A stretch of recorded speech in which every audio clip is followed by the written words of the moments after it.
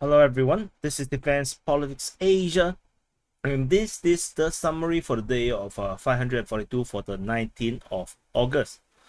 Please press the like button, subscribe if you are not subscribed, and for those that are subscribed, check below, see if you are unsubscribed by the evil YouTuber. Okay, so let's start off with the southern front. At the southern front, there is remember I told you guys about this Ukrainian salient beachhead that they managed to cross, and then they were attacking Kozachi Lahire. Then after that, we have pro-Russian report Ryba, because Ryba reported this entire thing. Ryba then reported that the Russian forces attacked and then wiped out this entire Ukrainian beachhead. Now we actually have corroboration, which I was surprised. The Russian Defense Ministry actually corroborated this entire incident.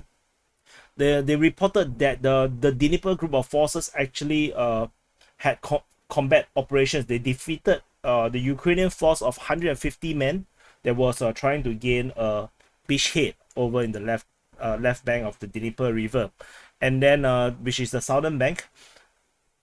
So they say that this entire force is largely made up of largely made up of mercenaries.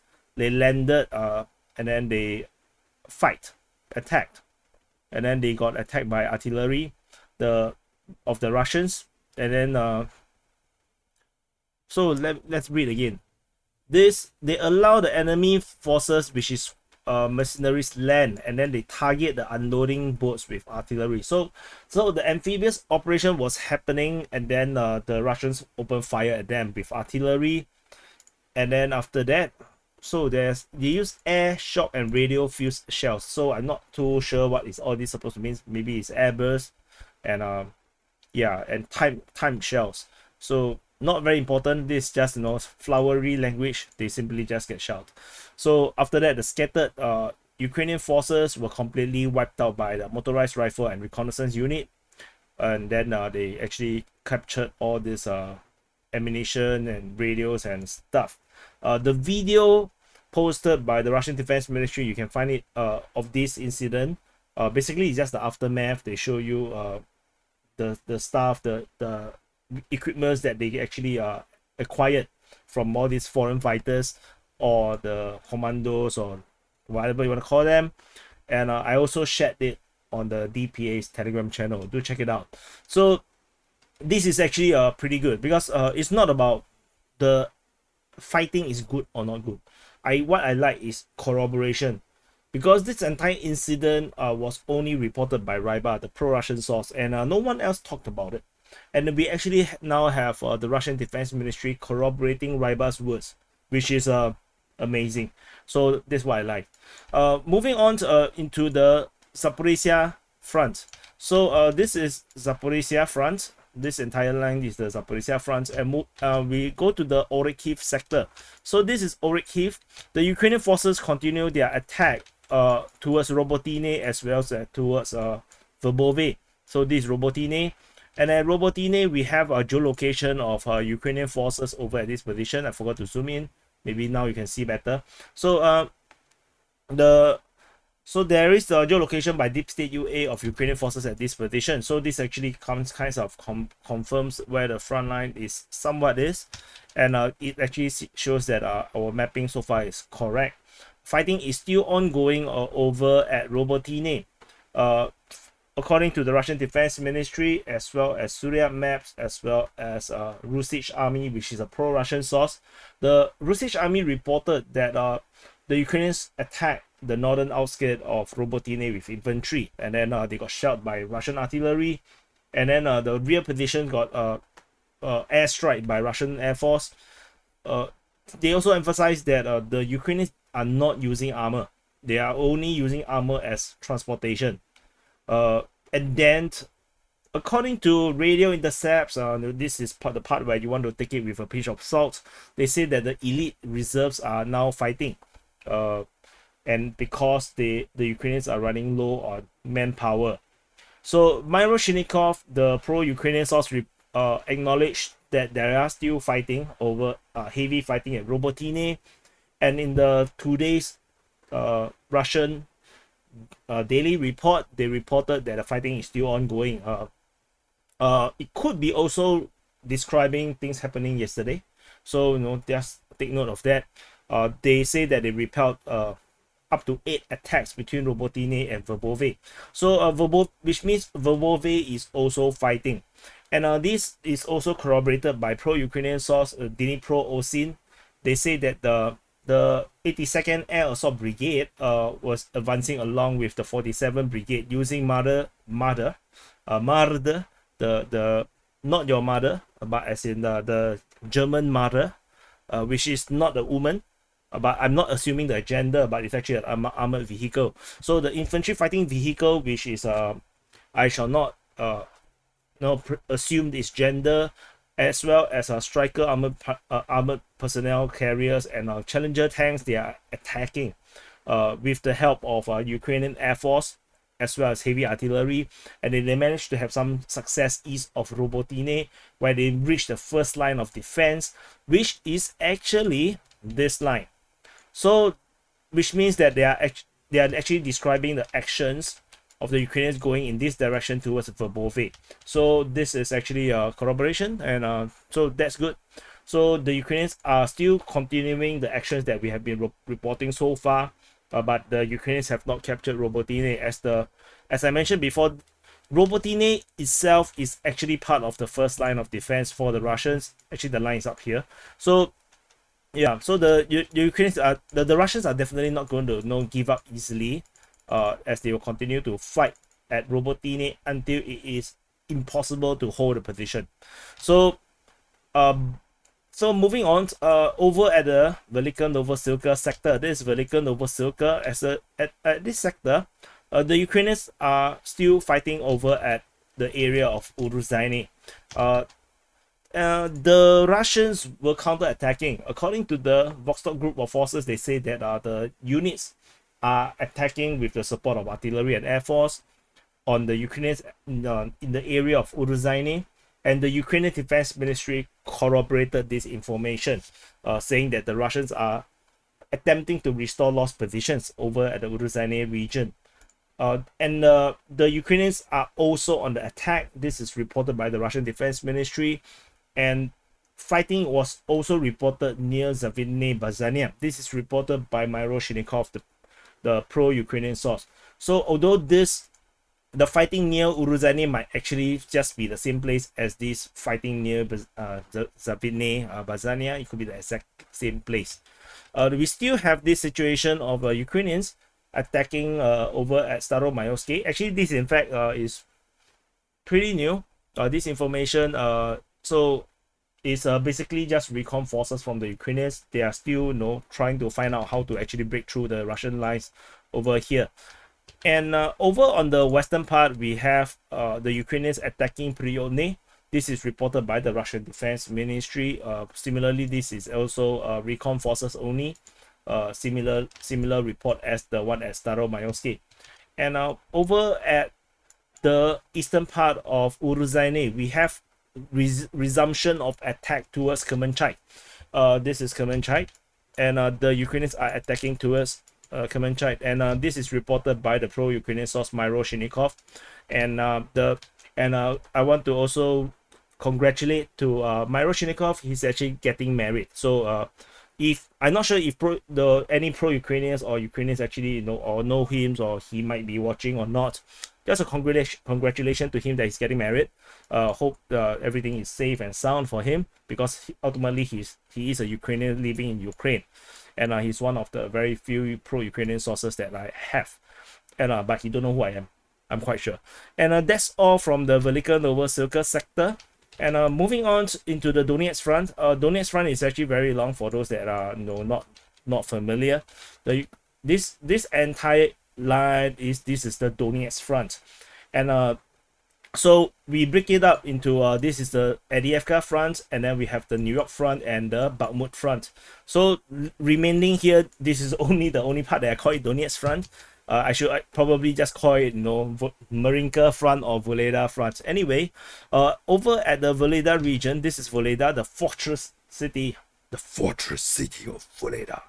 And the fortress city of Velika on the eastern part, the Ukrainians are attacking Mikhailsk.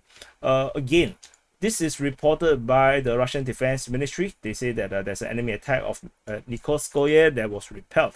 With the attack comes with armored vehicles and infantry, and a cup of coke. So moving on to, over at the Marinka region, we do not have Ukrainian attacking Marinka. We only have this usual that we are getting from the Ukrainian Defense Ministry. They say that the Russians are attacking over at the Marinka sector, and they further up north at the area of Starobilsk and Krasnohorivka. We have this new fighting reported over at Starobilsk. The Russian Defense Ministry reported that the southern group of forces, with the support of the Air Force, managed to repel some Ukrainian attacks in the area of Starobilsk. So the Ukrainians are attacking in this direction. So the exact, is it here or is it here or no, on the southern part, we are not sure, but it is in this area here that the Ukrainians are attacking. So let's see how this goes. Moving into the Avdiivka front. So this is Avdiivka. This is another fortress city that the Ukrainians are controlling. The Ukrainians are attacking in multiple regions over at Mikhailsk, Pervomaysk, this is Vasily and Krasnohorivka. And the fighting is being reported by the Russian Defense Ministry, as you can see, Krasnohorivka, Vasily, Nivelsk. So Pervomaysk is coming from today's report. We haven't have a report of fighting at Pervomaysk for a very long time, so this is something new. As you can see, there's a star here because I'm trying to slowly update the entire map with information so that we can actually have some kind of range, like previous attack was when, and then how long is the current attack. So to get some additional information, but so that I can actually report this better to you. So at this note, press the like button, because you see I'm working so hard for you guys. So press the like button, share this with your friends and family, and of course just spam it on your social media and just say that you must watch this, and then maybe they will fall in love with me. So moving on to, so we have the Vasily as well. This Vasily, as you can see, this is the new format. We have the range, the duration of the battle. So 19 to 20 so far. 20 is today's report because the Russian Defense Ministry report just before I wanted to record came out. So that's why I input it inside. So we actually have 19 to 20. The previous attack was reported on the 15th of August with the Ukrainians trying to attack this small little tiny village of Vasily, which the Russians actually have controlled now, and the Ukrainians are trying to attack it again. And they have attacked 2 days. So it is pretty sustained at this moment, as you can see information coming from the Russian Defense Ministry. Further up north, Krasnohorivka is an ongoing thing, and the previous attack was on the 17th, and so it's a resumption after they rest 1 day, maybe regroup, resupply, and then the Ukrainian forces are now trying again to try to attack and break through. We do not have any information of these fightings on the OSIN side, like be it Myroshnikov, Remelin, Ryba, Deep State. They didn't mention all this. This is also why I know some people just don't trust defense ministries, be it Russian or Ukrainian or both of them. But I just want to highlight, because someone mentioned this on Twitter yesterday.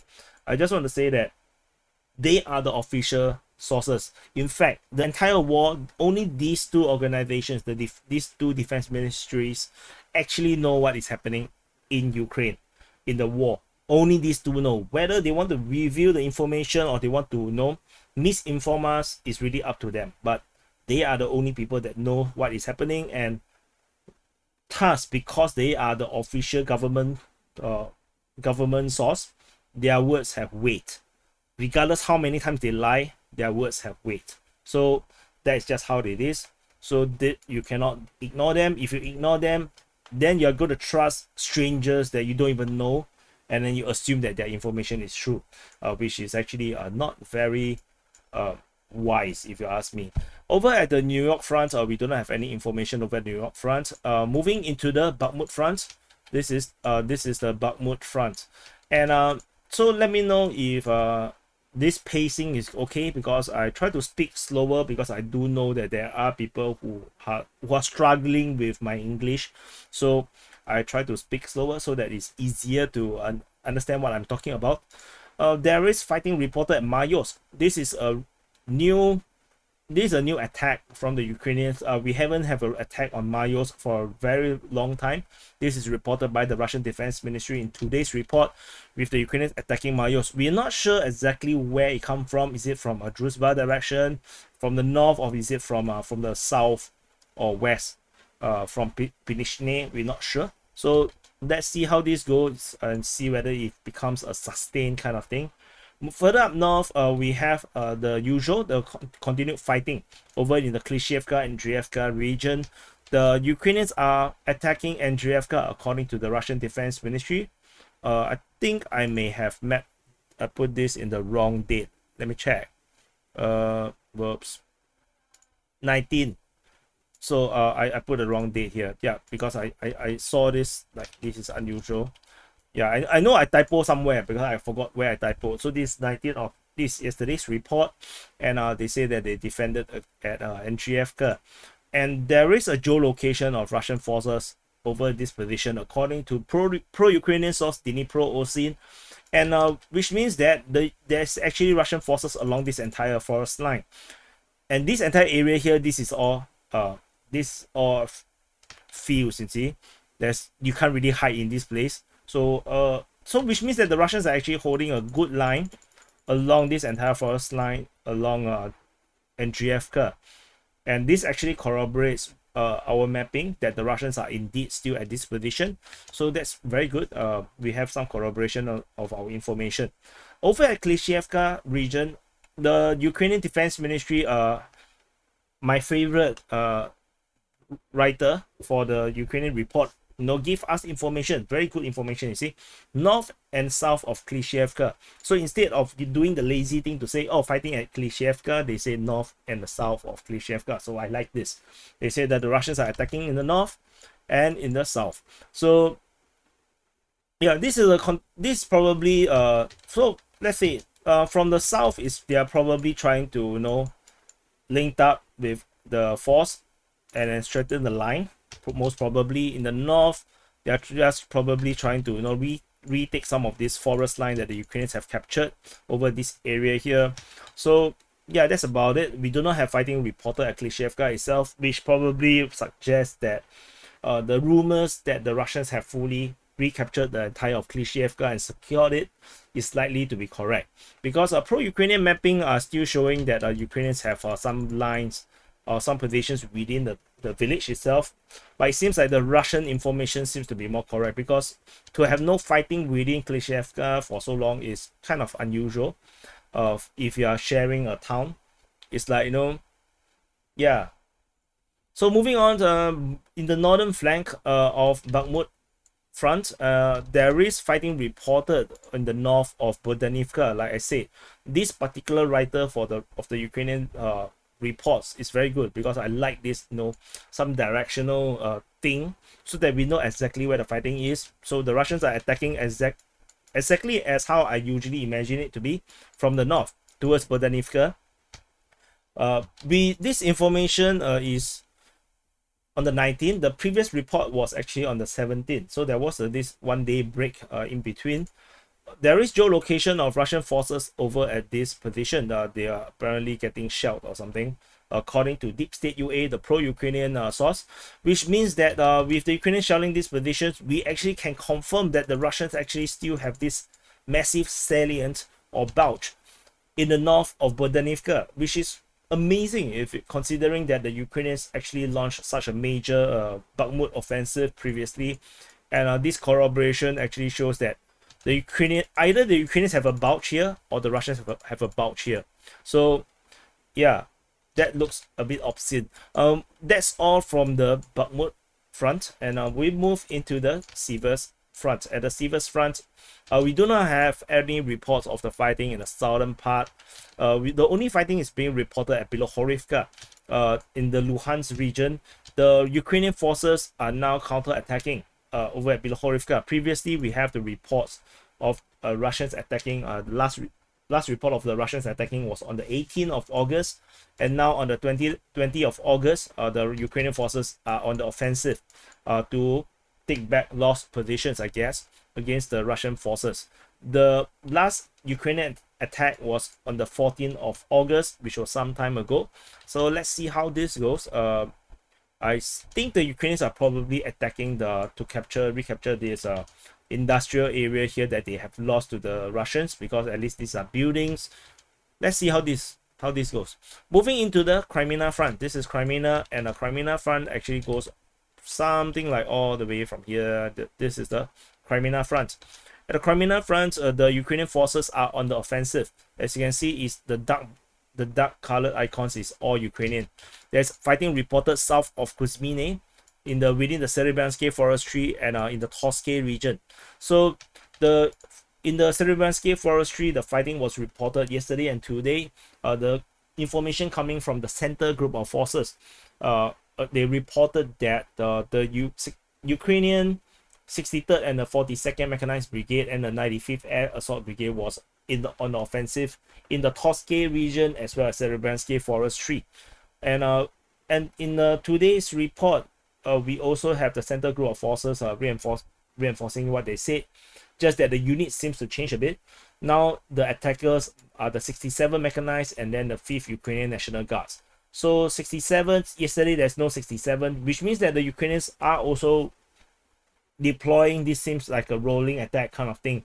So we have one unit attacking today, the next day another unit is actually replacing the previous unit that was on the attack, and then to do this rolling kind of attack against the Russian forces. Maybe this is what's happening, because you can see that the units are different. 63rd, 42nd, 95th, but here is 67 and 5th. So there is actually a totally different units that is actually on the offensive. So I think this is actually some very interesting information. Over at the south of Kuzmine, we have the 42nd Mechanized Brigade fighting reported was on the 19th of August, and this by the Russian Defense Ministry's usual report. And then at Toske, we actually have this information already. This is reported by the Russian Defense Ministry and the center group of forces. So that's about it. The Ukrainians are actually still on their offensive in this region here, and the Russians have kind of entirely ended their Kreminna offensive thus far. So the last attack was reported on the 11th of August. So we already have a 9-day rest. So since 9 days ago, the Russians have not launched attack within this region, and they are consolidating their lines with the Ukrainians counter-attacking and trying to push back the Russians. So that's all from the Kreminna front. Moving into the Svatove front. At the Svatove front, we do not have any actions along this entire front line. Let's change another color. Entire front line, except over at this Novosilka region.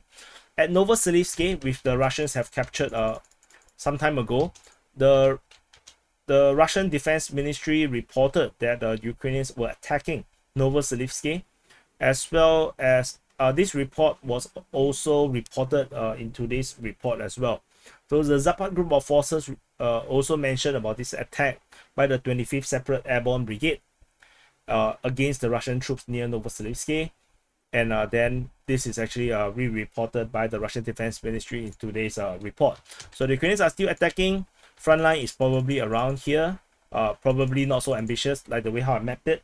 So let's see how this goes. The Ukrainians has been attacking for some time. Because this, so we have the 19 to 20, but of course the fighting has actually was much earlier.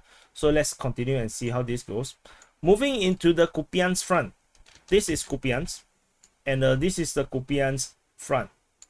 At the Kupyansk front, we have the Ukrainians continuing their counter-attack against the Russian offensive, and the Russian offensive is largely over at the Sinkivka-Vyshana region and just off Petropavlivka.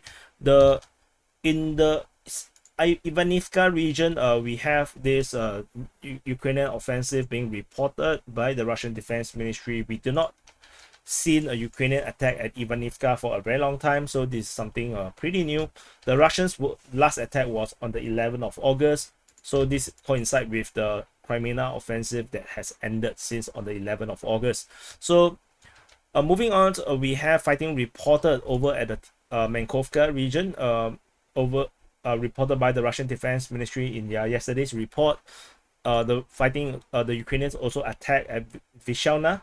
Vishana's report is reported today, in today's report, probably describing things happening yesterday. And the previous report of Ukrainian attack over at Vishana was on the 18th. So there is a one day gap between the two. At Sinkivka, there is reports of the Ukrainians attacking on the 19th to the 20th, and both reports coming from the Russian Defense Ministry's daily report. Nothing much really to talk about this. They are mainly trying to counterattack. But if you look at the Russian offensive information, there is more descriptive, there's more information. The Zapad group of forces reported on the 19th of August that the 6 combined arms are continuing their offensive in the over in the area of Vishana. Remlin, the pro-Russian source, reported that they managed to capture another 6 positions in the territory of the Petropavlivka settlement. And this is this octopus of Petropavlivka. Let me show you. This is Petropavlivka. So this like something like an octopus, you know. This octopus, so probably the Russians are attacking into the areas of Petropavlivka, maybe one of the tentacles. So which is why we have this report coming out, which I actually did warn about, that we will soon see information of fighting at Petropavlivka, but it's actually in the tentacles, you know, in the very outskirts of Petropavlivka, nothing near to the city center of this town, this very longish town. And over at Sinkivka region, we also have additional information. On the 19th of August, we have Remlin, the pro-Russian source, reported that they have full fire control over Sinkivka, and then the entire southwestern part of the village is already a gray zone. So southwestern is actually in this area here. The Ukrainians may or may not be there already with informations from them, with all these rumors about the Ukrainians redrawing from this town, but maybe they are also entering back to counterattack against the Russians to prevent them to fully capture Sinkivka. Further information also suggests from Myro Shinikov that Myro Shinikov is a super again, he's getting married. I just want to say that he's actually he's a cheerleader for Ukraine, and so his information tends to be very cheerleader-ish, and not very professional, in the sense that is a bit more descriptive of the general the feeling of what is happening. So when he actually acknowledged that the Russians have some success in the area of Sinkivka, that actually says a lot. And he also make a point to write, had very little success. So the Russian forces only captured like the 1 meter square of land, and that's actually very little success. So anyway, that's all from the Sinkivka, and that's all from the Kupyansk front. And we move on. We have nothing else, I guess. There's nothing else over in the rest. I think we have covered everything. So this is a summary for the day of 542 for the 19th of August. So let's do some conclusion, some basically my opinions of what's happening. So going back, in the southern front, I'm really very happy about this corroboration, because the entire reports of the fighting over here is purely by Ryba, and then we now have the corroboration by the Russian Defense Ministry. I'm really very happy that we have a corroboration. So it's nothing about the information per se, but it's just that I'm just happy that there is corroboration that this incident actually happened, and they actually have video evidence of the presence of the Ukrainians over there. Unfortunately, the troops, the entire Ukrainian force seems to have died out. There are, in the video, there are Ukrainian soldiers that the corpse of their, which is totally blurred out, and then there's a lot of Ukrainian weapons, Western weapons that is actually left behind. So over at the this area here in Zaporizhzhia front at the Orikhiv sector, the Ukrainians are still continuing their attack. Let me use continuing their attack into Robotyne, and they're also attacking towards Verbove. And we have multiple different sources confirming all this information. So that's actually very good. And the Ukrainians are still struggling to move to attack. And with all this information talking about, you know, how this information, let me see, from Russisch army, the pro-Russian source, claiming that the Ukrainians are already throwing in their elite reserves. And this elite reserve is actually also described by Dnipro Osin as the 82nd Air Assault Brigade with the 47th Brigade. And these forces are using the German mothers. I mean, not the, like I said, you know, it's not the mothers, you know, it's mothers, infantry fighting vehicles. I'm not assuming their gender, but yeah, and the Striker APC and the Challenger tank, these are actually reserved. They have been keeping behind. They have been not willing to use all these equipments until now, and this is not good because there is actually nothing much left. Because whatever is that they have prepared, they are still waiting for the Abrams tank. And they have also Leopard 1s that is not here. Leopard 1s is totally not within the prepared force by the NATO side, because NATO prepared 9 offensive brigades, and none of them is actually designed to have Leopard 1s. So Leopard 1s are probably prepared for the next offensive. So if you remove the Challenger tanks, if this brigade fail, I think there's only one brigade with Challenger tanks, and that's it. Then we only left with like two or three with Abrams tanks, and that still is usable, and but the Abrams are not here yet. So yeah, they will be in reserve, and we do not know how many more of the Ukrainian brigades are there. The Ukrainian armed with Soviet era weapons, we are not sure. So let's see how this goes. The previously was said that there was 4, but we do have fighting reported over at Bakhmut, which is an offensive previously, and then we have offensive actions over at Kreminna region. So all these locally prepared brigades might be employed in all these different offensives. There might be nothing much left in terms of offensive capability. I'm not saying that they can't defend, because they can always throw territorial defense into all these trenches. Just that what they have for offensive actions might be running out, as per what Russisch army is talking about. So at least based on known information, that's all we know that they have. So let's see how this goes. I'm not sure how far they can go, because we're still at the very first line of defense, and if you look behind, there is actually a lot of line of defense. Depending on which direction they go, they may face different number of lines. So if you go by this direction, you will face one line, and then maybe Verbove itself is one defense structure. Then you have to see which direction you want to go. If you hit in this direction, you'll meet one line. Then if you go this direction, you hit 2 lines, because these are dual trench lines. And then so you can also go direct here. There's another 1 line instead of going 3 lines. So, or they may break through Robotyne going towards Prokopivka, 1 line, 2 line, and then yeah, it's how so many lines of defense. The Ukrainians are not going to have enough, to be honest. They need a lot more equipment. So if you are pro-Ukrainian and you are part of the European Union or the United States, you may want to talk to your MP, your representative, no matter what you call it in your country, and ask to give more weapons, because whatever the Ukrainians have right now is not enough. So moving on, Verbove, yeah, this is the one that is fighting. So that's all over at the Orikhiv sector.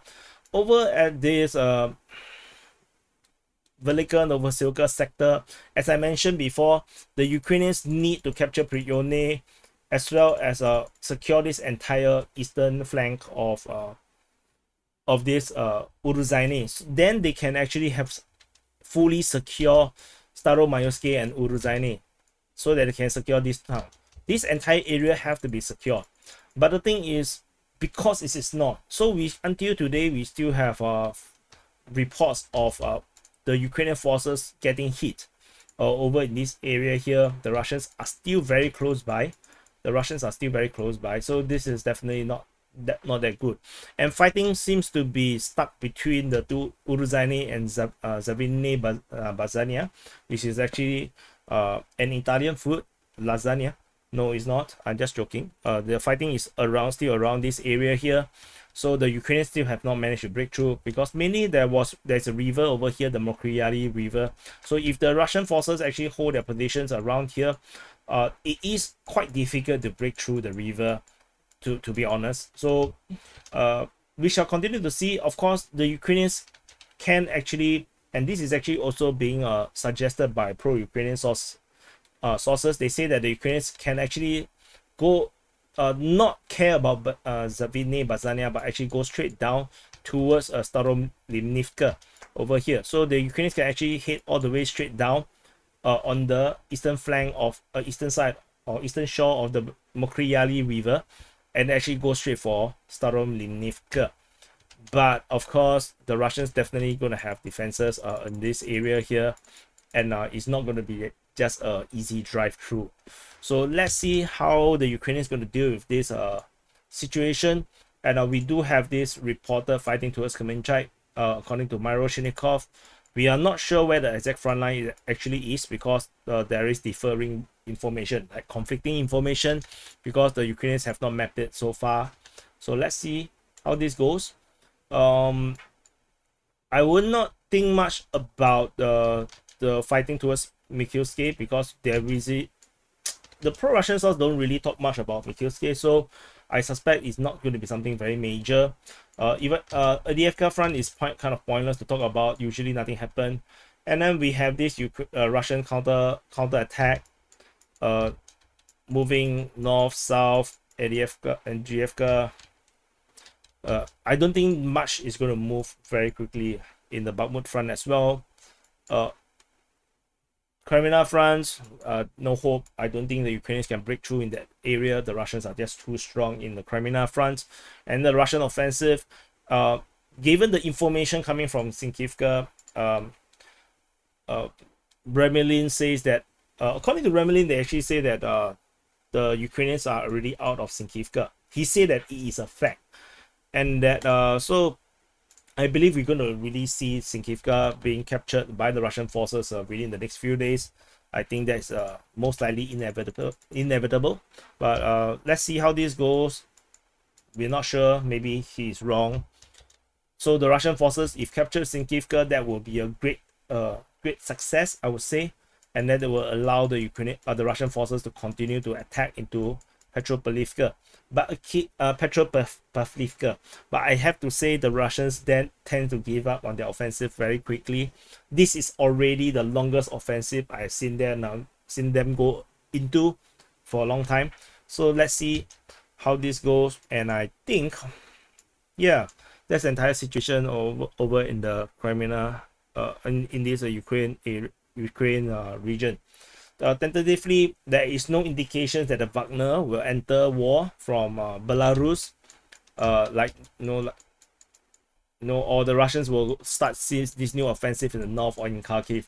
No indications of such thing is happening or will happen, and totally there is no incentive for the Russians to open a new front at this moment, because the Russians are not even doing proper offensive. If you look at most of the front line, the Russians are just holding their lines. Except at the Kupyansk front, the Russians are attacking. You can see that the Russians are actually perfectly happy holding the line, and just let the Ukrainians smash into the wall. So yeah, so I don't think the Russian offensive is anytime soon. But these things can change really quickly. But I can only comment based on the information that I find. So anyway, thank you for watching. Do press the like button, subscribe, and I'll see you in the next update.